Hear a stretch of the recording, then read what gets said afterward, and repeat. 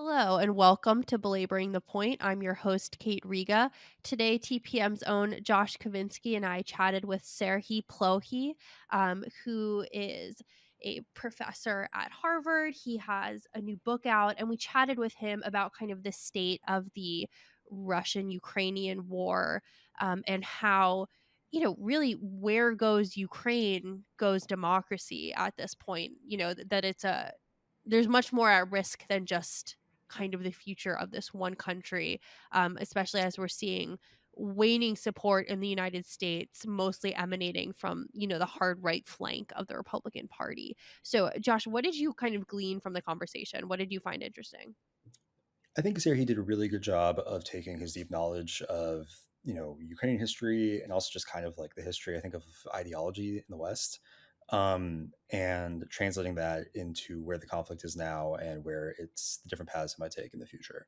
So that's like a really broad way of, I think describing one point he made, which was saying that like there was this one moment where he was talking about these like huge kind of industrial wars that have taken place or that like throughout history. You have like all of these countries, maybe not even ones that are directly fighting each other, but these countries that are producing huge amounts of weapons, and they're all just going to these front lines, and all these, it's horrific, right? All these people die, but they also leave, as he said, these really deep marks on the kind of trajectory of the world. And that was sort of how he ended up framing the Russia-Ukraine war. Was that there's a kind of broader question here. It's not just the issue of Ukrainian sovereignty, but there is this broader issue of whether a big autocracy can go and kind of quash its smaller neighboring democracy. And so I thought he did a good job of kind of framing. I don't really want to say the stakes. I mean, they are the stakes, but I think he did a good job of describing just the kind of deeper meaning, I think, of what's going on. Yeah, I was really interested, because he's like a historian. So he connected a lot of this to the past. And it was so interesting to hear, especially when we were asking about when kind of Russia and Ukraine split in terms of their, how they were going to govern themselves. And Ukraine obviously, went towards democracy. Um, it was interesting to hear how in that sequence of events, the 2013 kind of invasion of Crimea and everything was kind of built up people's resistance. It seemed that when Putin invaded in 2022, they'd already kind of like seen what it looked like when their choice was taken from them, and kind of shocked Russia in terms of that initial resistance.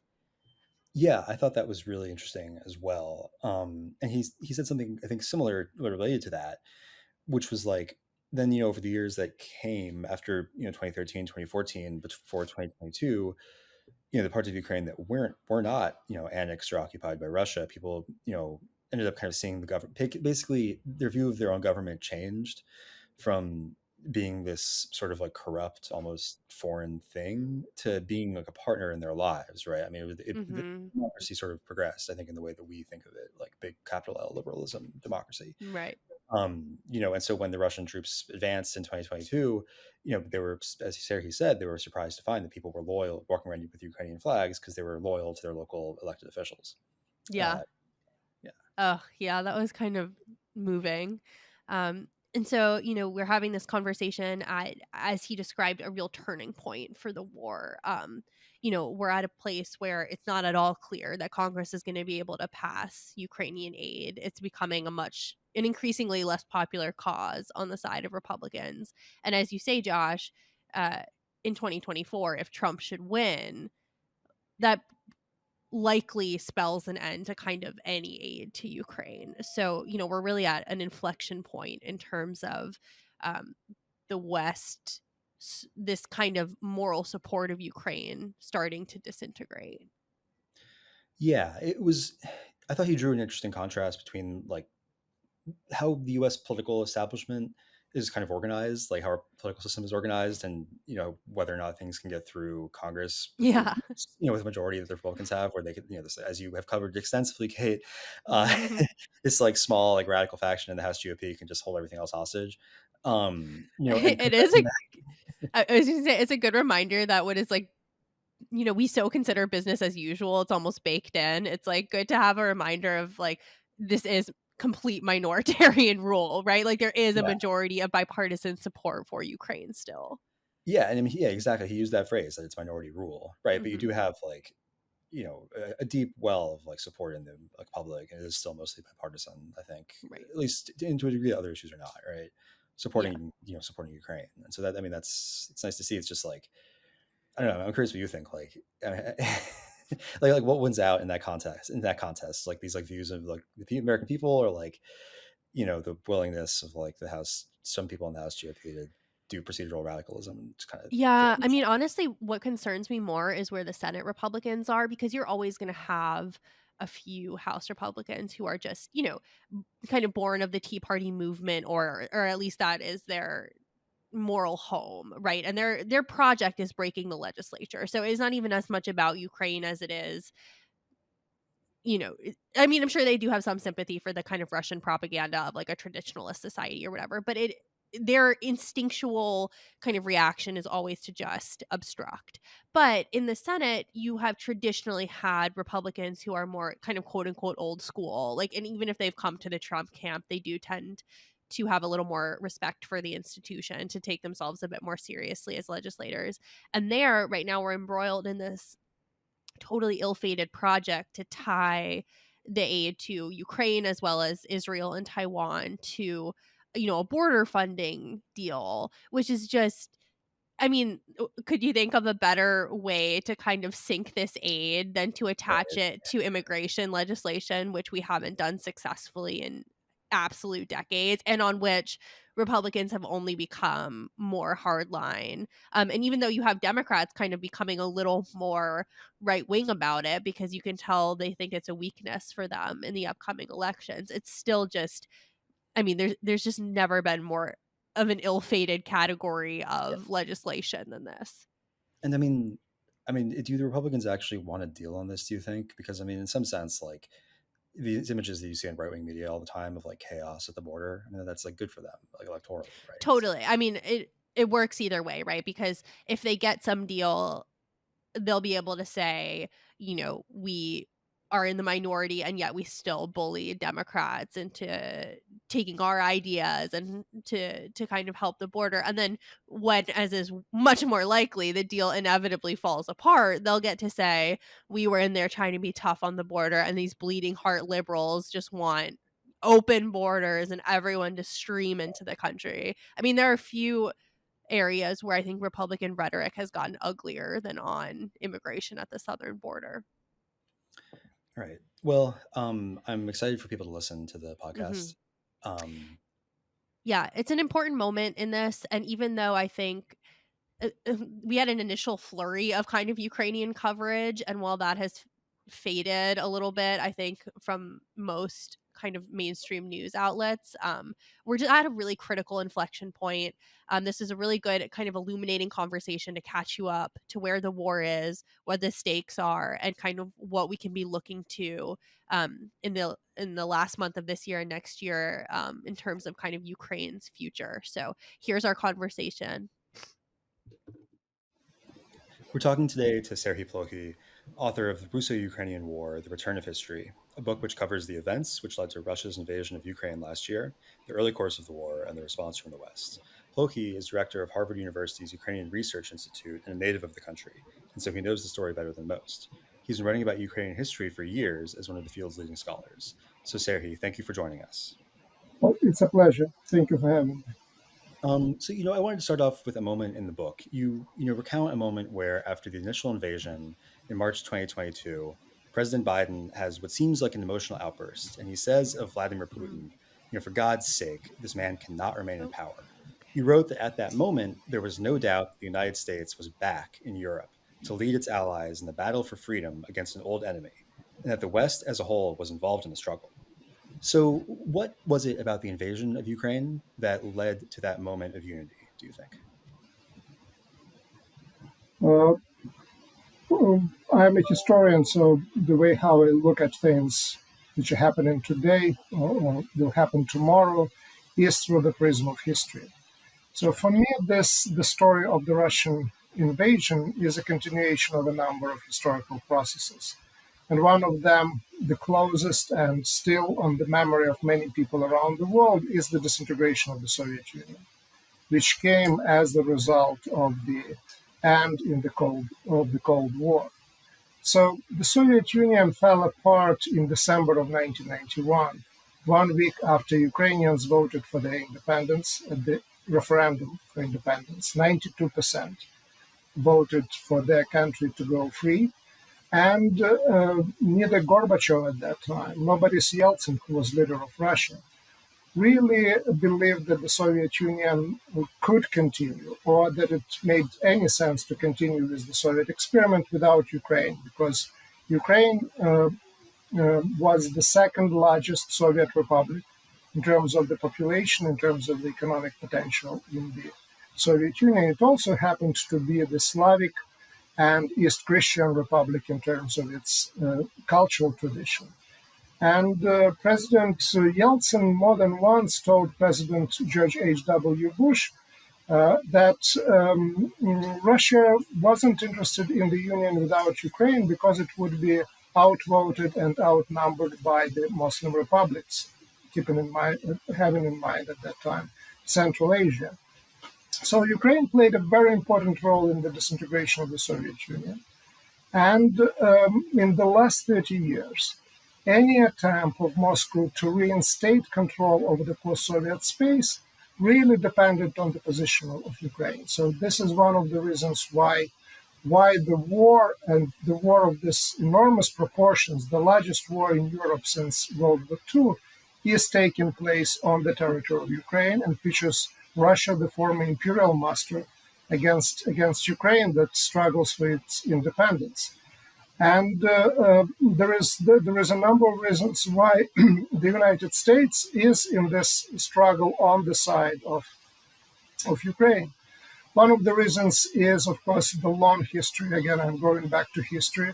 The long history of the United States, which came into existence in revolt against empires, which was in opposition to the traditional European empires through the 18th, 19th century, and 20th century as well. There is also a different dimension to the American role in this war and in this conflict.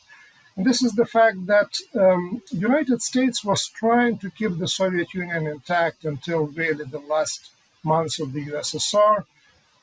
Bush had wonderful relations with Gorbachev at that time. The US was very concerned about the nuclear weapons and whether the Soviet nuclear weapons, where they would end up. So the US was very much interested in the continuation of the Soviet Union as a junior partner on the international arena.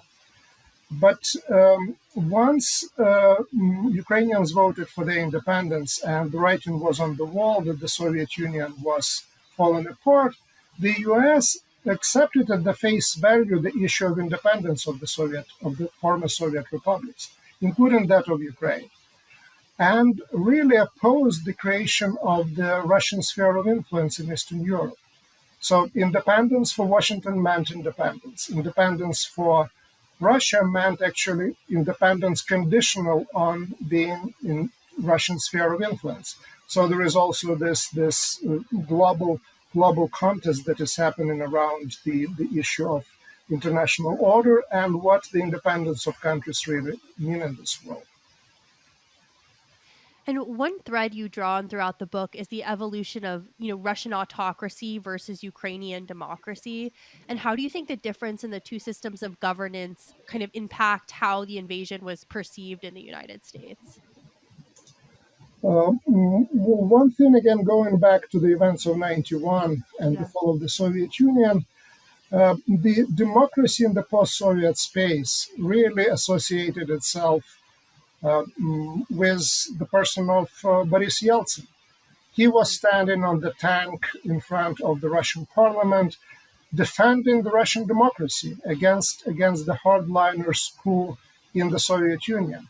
And the expectations were really very high that Russia would become a beacon of democracy in the post-communist world, and in particular in the post-Soviet world. And that never materialized. So 2 years later, Boris Yeltsin ordered the tanks to open fire at the very same parliament, at the very same building that he defended in August of 1991. And his explanation was that the parliament was in the hands of the communists and nationalists and hardliners, and to save the democracy, he had to destroy the parliament. Well, 25 years forward, and you see, of course, Vladimir Putin taking advantage of this so-called super presidential constitution that Boris Yeltsin introduced after physically destroying the Russian parliament and constitutionally really destroying one of the institutional foundations of Russian democracy. No one back in 91 really had very high hopes for Ukraine as a democratic country. The country was at that time very much in the hands of the very same hardliners who launched the coup. Ukraine was the homeland of two general secretaries of the Soviet Union, Nikita Khrushchev and Leonid Brezhnev. So there was the Soviet Union was very much entrenched in Ukraine, maybe more than in any other republic. But again, 25 years forward, what you see is at the same time when the Russian democracy didn't survive the 1990s, didn't survive the authoritarian trend and turn in the Russian politics, the Ukrainian democracy came to the fore defending itself. First, in the Orange Revolution of 2004, when the fraudulent elections were rejected by the Ukrainian society, and then in the Revolution of Dignity of 2013, where the attempt was by the government backed by Russia to really not allow Ukrainian society to realize its dream to move closer to Europe, to create guarantees against authoritarianism. And we have a very different picture by the year already 2013, 2014, when the war really started. It didn't start in 2022. It started in 2013 with the Russian takeover of the Crimea. It started with the takeover of the buildings of the Ukrainian parliament, surprise, surprise, and then of the Crimean government as well. So by 2013, it was really not just a clash between the two post-Soviet republics. It was a clash between increasingly more and more authoritarian Russia and Ukraine that already proved its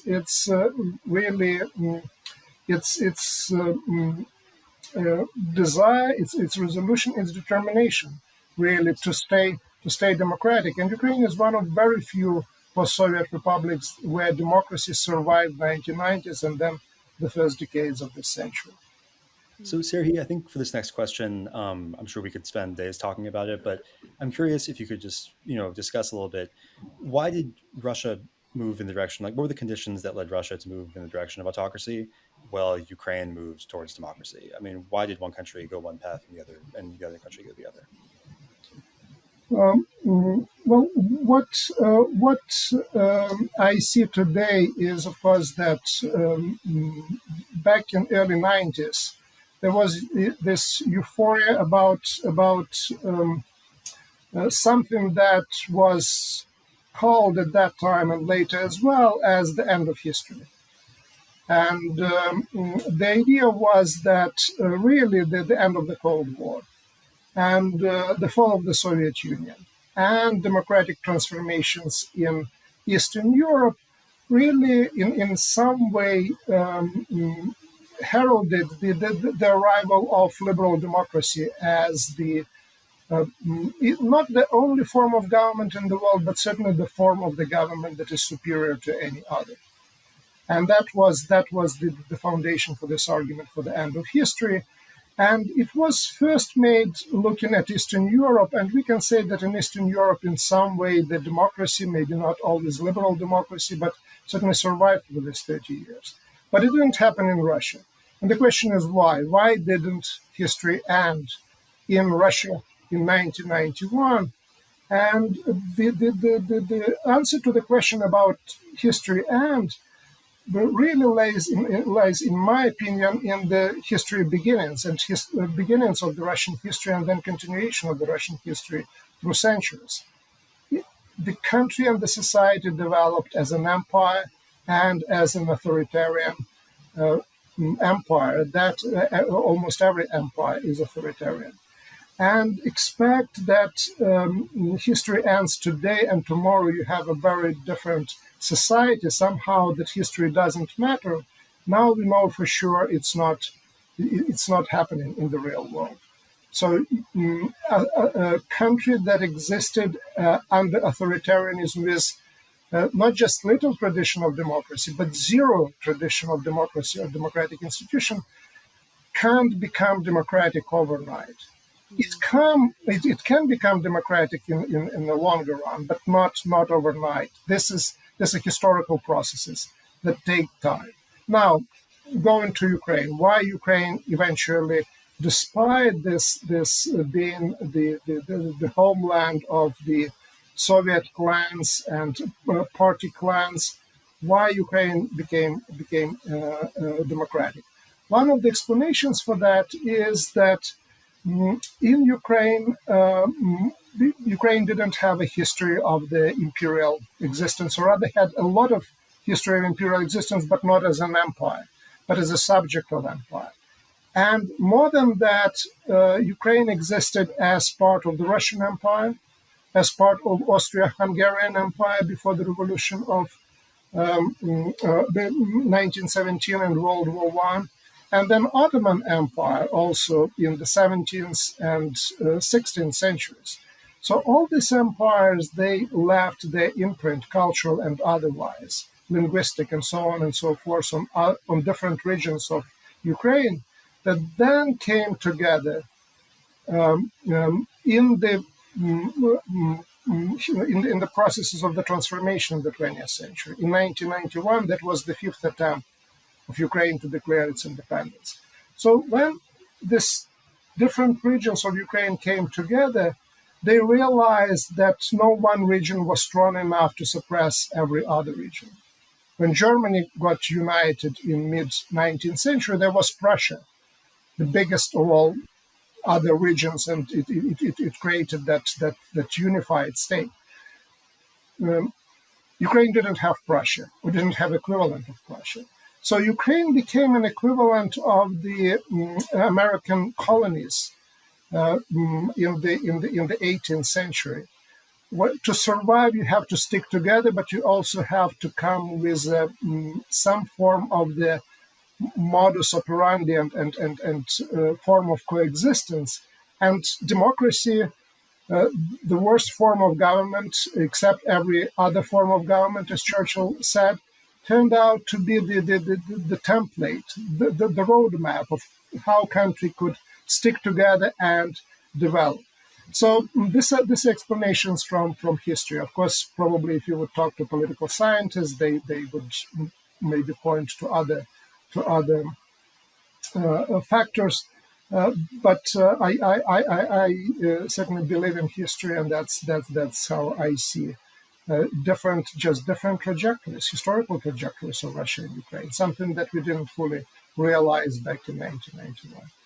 Yeah, and I mean we're interested in the historical context here, and I just had one question following up on that, which is if you look at Ukraine's political history since independence in 1991, you've had a number of leaders who have they've had authoritarian tendencies. They've tried to become I think some would say autocrats, but it's never succeeded, right? Ukrainian civil society has pushed back. So what do you think led to that? But you had was it that the state was too weak? Was it that civil society was strong enough to stop that from taking place? I mean, what do you think the balance was which led to those efforts at authoritarianism to fail? Well, you're absolutely right that a number of Ukrainian leaders were trying to follow in the footsteps of Boris Yeltsin. They really came to the age as political leaders in the Soviet Union.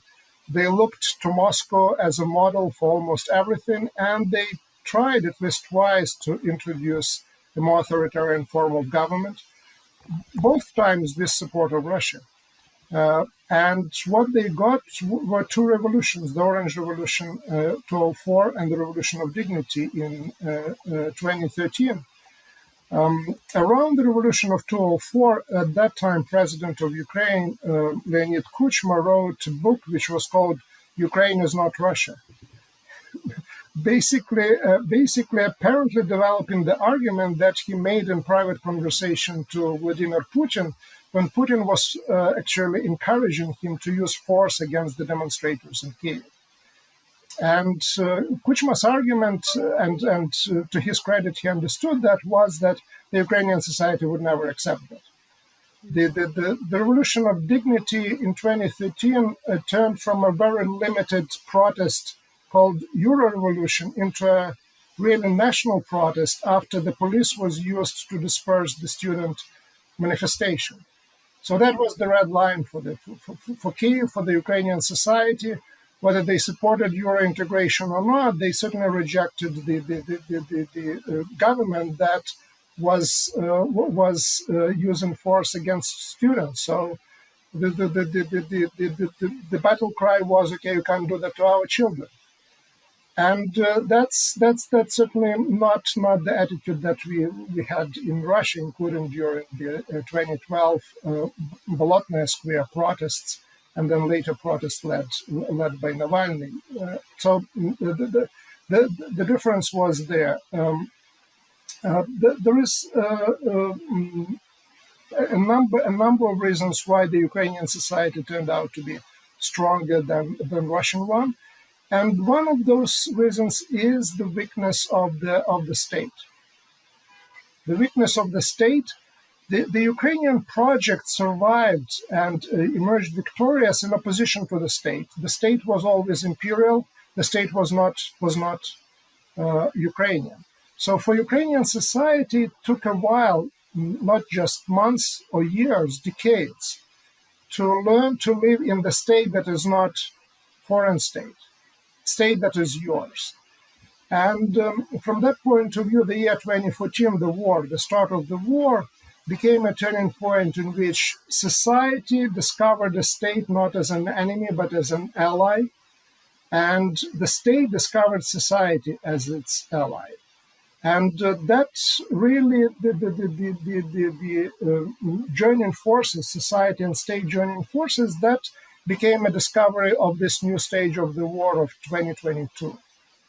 Because Putin's plan, the way how I understand it, with the so-called special military operation, was that there would be limited resistance on the part of Ukraine, of a sort that happened in 2014 when Crimea was taken by military force, but with very little resistance.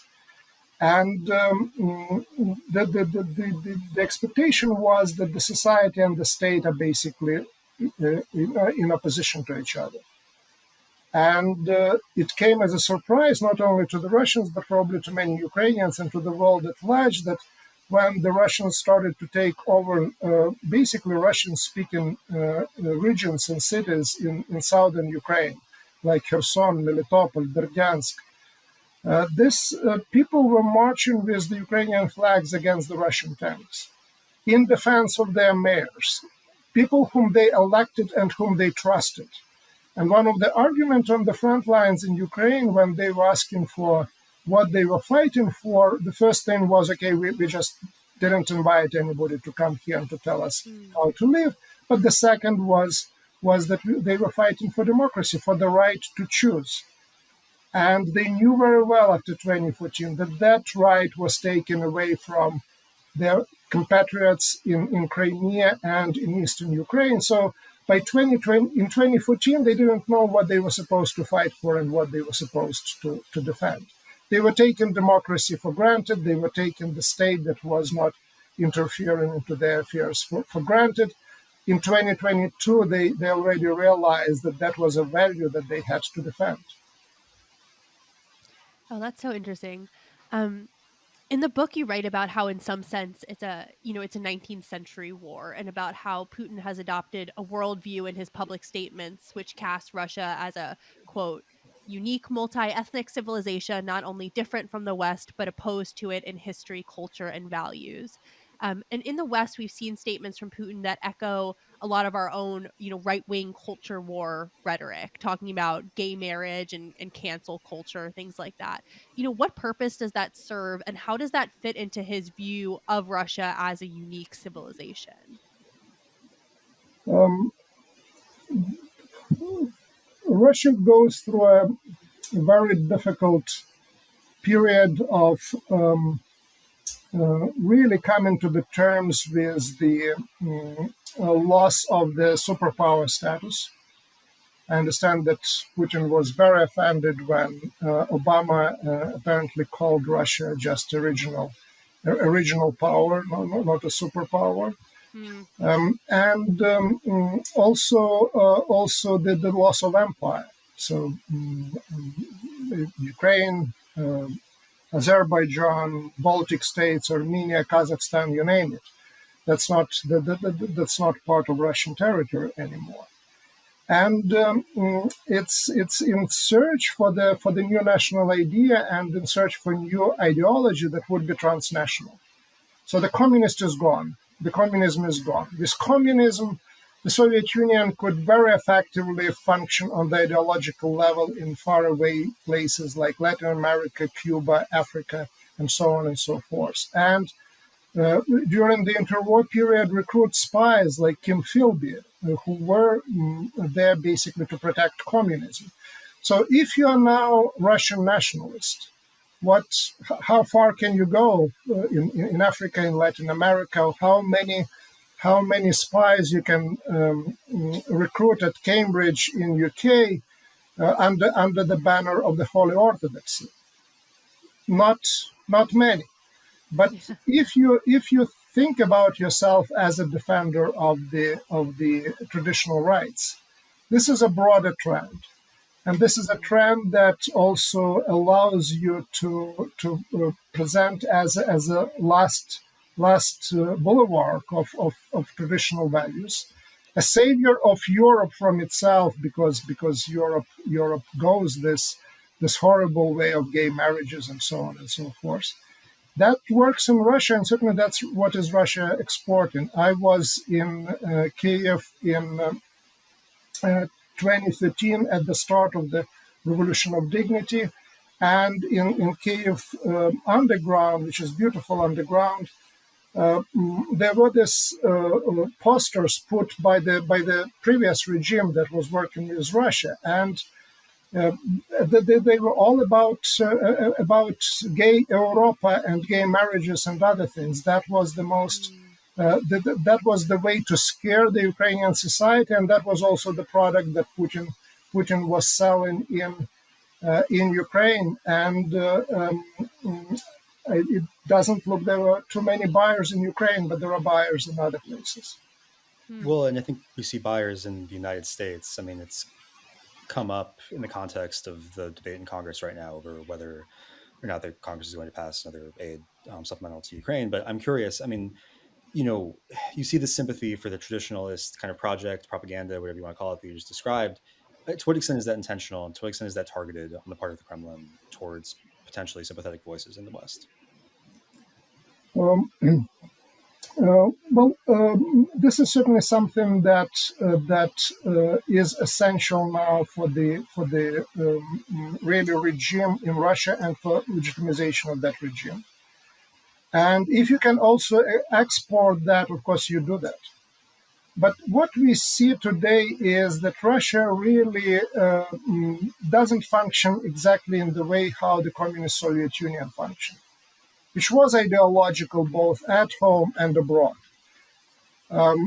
Russia today basically functions as a spoiler state, as basically the using whatever ideology available to destabilize the democratic systems abroad.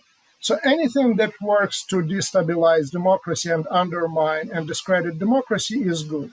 From that point of view, the leftist ideas and the leftist groups are not particularly rejected. The rightist groups are not rejected and embraced as well. So again, in terms of traditional values, there are more kind of a synergy between the Russian domestic policy and foreign policy, formal and informal. But the leftist ideas are not discarded as the instrument of foreign policy, as the weapon against the West. So from that point of view, Russia today is much more, I would say, flexible and potentially can be more effective. Once the communism started to lose its appeal, and that started already certainly relatively early, by the 60s, 70s for sure, both at home and abroad, the regime lost one of its key foreign policy instruments. But if you have a bigger toolbox, certainly you can be more effective, and that's Russia has now a bigger ideological toolbox to achieve its foreign policy goals. So in March of 2022, it felt that, the West was kind of strikingly united in support for Ukraine. What do you think has changed on that front now? Indeed, there was quite unique, I would say, condemnation of Russia. The President Biden did a very, very impressive job of putting together the sanctions coalition. So the last time the U.S. president achieved something like that was the time of the disintegration of the Soviet Union. That was George H.W. Bush. So working with the allies, that was quite impressive. But the idea basically was that Kyiv would fall within a few days, Ukraine would fall in a couple of weeks. That was the reason why all the embassies were withdrawn, Western embassies were withdrawn from Ukraine. So it was a strong condemnation of Russia and moral support for Ukraine, but basically the idea was that nothing can be done about that. And the situation changed by April.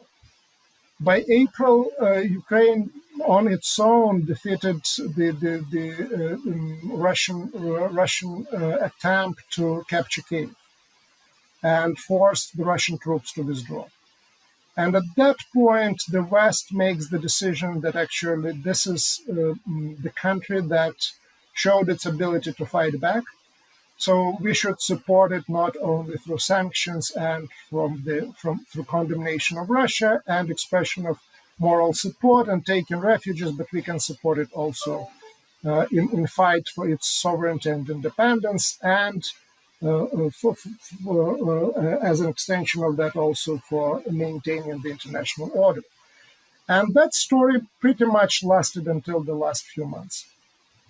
Ukraine produced now with the Western help a number of additional victories in the counteroffensive near Kharkiv in eastern Ukraine, pushing Russians from Kherson, the only major city, the regional capital that Russia captured during that stage of the war. And the expectations were really very high that the counteroffensive that started this summer would produce similar results. The counteroffensive didn't produce those results. The front lines barely moved in this year 2023. And now we're at another turning point in this war. The first came in the first days of the war, when President Zelensky refused to flee, when Ukrainians decided to fight. The next turning point was in April, when the West decided to support Ukraine's fight for independence. And now we are in the moment of soul searching and finger pointing as well. Why the expectations of 2022 didn't materialize in 2023, and what to do with that. So my understanding is that depending on the decisions that will be made next year 2024, those decisions will become crucial for the outcome of the war in general. So my look at that as a historian is that and putting this war in the historical context, is that this is the largest war in Europe since 1945, the largest industrial war in the world in the last 70 years. The wars like that, they leave a profound mark on the world, on the international relations. On the outcome of this war depends not just this or that territory within Ukraine, and not only continuing existence of Ukraine as an independent state. On this war very much depends what will happen with democracy and autocracy. This is not just a cliche. Democracy is under attack not only in Russia or in China, it's also under attack in the countries with long democratic tradition. The question is about the international order, and the example that one or another outcome of the war can really give, for example, China, whether it makes sense to go after Taiwan, or maybe it's too costly, and maybe it's the idea that should be at least postponed. So international order, the future of democracy, and certainly the future of Europe. What will happen with Eastern Europe? Its history didn't come to an end yet. Russia continues to look at the Baltic states, which are part of NATO and are part of the European Union, as it's not just historical, but also potentially future sphere of influence. Cyber attacks on the Baltic states predated the start of this war in 2022. So what I'm trying to say is just because of the scope of the war, its outcome will have a profound impact on the world and international order in general. And I think just to point out, I know you're a historian, but this really is a question about the future. So we're at a moment now where, as we kind of mentioned earlier, Congress, it's very much up in the air whether or not the American Congress is going to approve further military aid to Ukraine. And if Trump, if there's a second Trump administration after the November elections, it's entirely possible that other forms of support which come from the United States will also come to an end. So what's the risk for Ukraine if those two events come to pass, if American support stops? Well, the risk is pretty much to be left on its own with Russia, which three times has the population, three times what Ukraine has certainly quite effective military-industrial complex despite the sanctions. So the outcome can be the loss in this war. And again, as I explained, it will be more than loss for Ukraine. And it's also very, very dangerous for the United States, because at least my understanding is that there is a bipartisan support in Congress for support for Ukraine, military support for Ukraine. It was there also during Trump administration. Actually, Trump got in trouble of the first impeachment on the issue of supplying weapons to Ukraine. He tried to get a bribe for what he was doing, for political bribe from Zelensky, but he couldn't stop the decision of the Congress. So the Congress and generally the American people love is Ukraine, but we have this very dysfunctional system at this point, where